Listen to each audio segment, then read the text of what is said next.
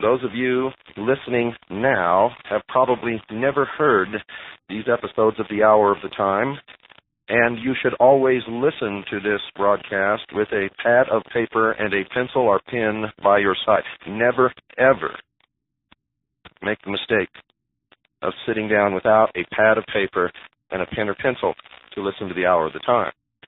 We have very short patience around here for people who do not follow directions. So if you call up and want us to recount the show for you because you didn't have your pad of paper and your pencil, I'm sorry, we don't have time to do that. We're very, very busy here. Tonight's show is important, for it verifies everything that I've been telling you in the Mystery Babylon series, which we have done 31 episodes of, and we have included The Dawn of Man, which ran prior to the production of the Mystery Babylon series, in any orders for this series.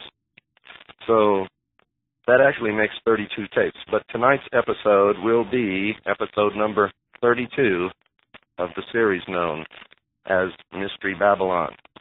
Don't go away, folks. You need to know what you're going to hear tonight. For those of you who don't believe that those who call themselves illumined, the only truly mature minds in this world, and thus are the only ones capable of deciding the future or of ruling the rest of us, those of you who don't believe these people have infiltrated all levels of our society, our government, our military, our law enforcement, I want you to listen carefully to what I'm going to read you. I'm going to quote verbatim an article which appeared in the newsletter called Aid and Abet Police Newsletter, Volume 2, Constitutional Issues for Lawmen, Number 1, Volume 2, Number 1. It's Aid and Abet Police Newsletter. Now, this letter, according to the editor of this newsletter, was written by a police chief. Here he uses a pseudonym, so he says, so that the police chief's identity is not revealed. However, as you will find out if you have listened to our series on Mystery Babylon, this is not just a police chief. This is a highly degreed member of the Masonic Lodge. And he gives himself away with his symbology. For at the end of his article, he signs it, quote, "So mote it be," unquote. Aid and Abet is put out by Officer Jack McLam, who has been written up as one of the best police officers ever produced by the state of Arizona. We neither endorse him nor do we condemn him. As far as CAGI is concerned, our vote is not in yet on this organization. We know that in order to bring about the New World Order, they need to identify everyone who will uphold the real law, the Constitution, the supreme law of the land. They need to identify those people and get them out of positions of authority, and if necessary, take them out of society completely. There are organizations which exist solely for the purpose of identifying those people in government, those people in the patriot community, those police officers serving in police organizations who would ultimately support the Constitution and the Bill of Rights against any effort to destroy it. Aid and Abet may be one of these means. We do not know that for certain. But if you listen to this letter, because it's signed with a pseudonym, may not be from a police chief at all, but may be from those who control Aid and Abet to tell the police officers what is expected of them in the New World Order.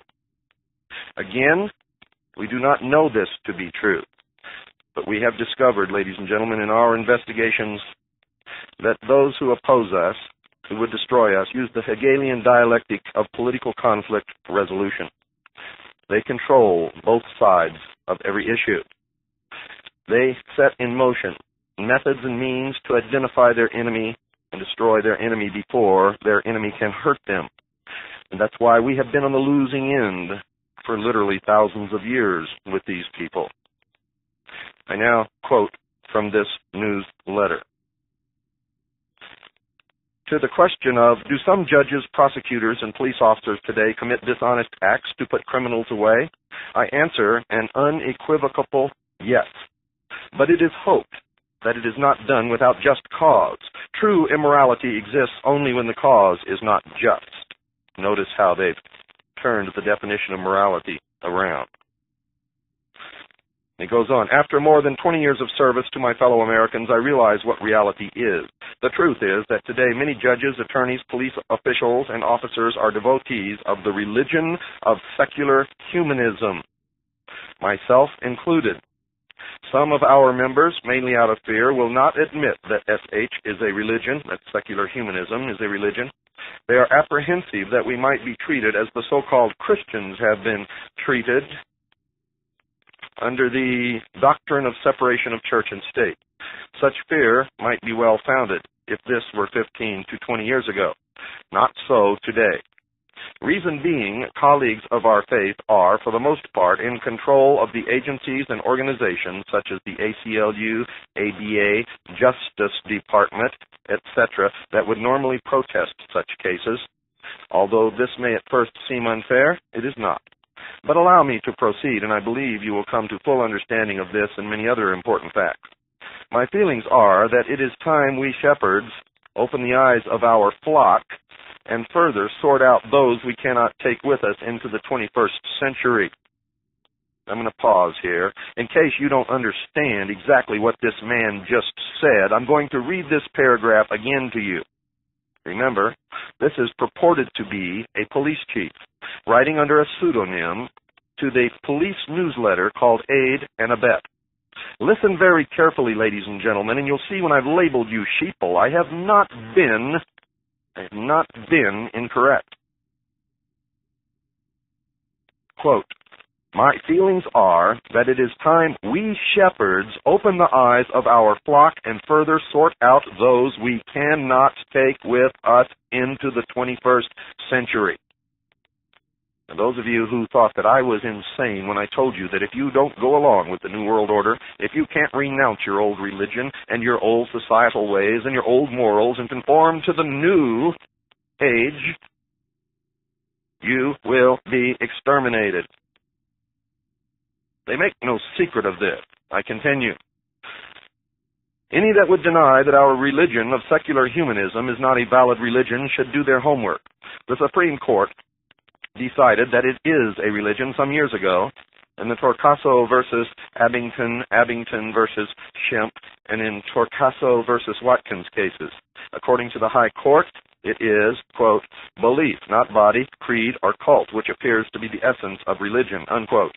It further explains that, quote, belief refers to some sort of universal view of life, of the world of mankind, a belief that is held to be true about mankind, unquote.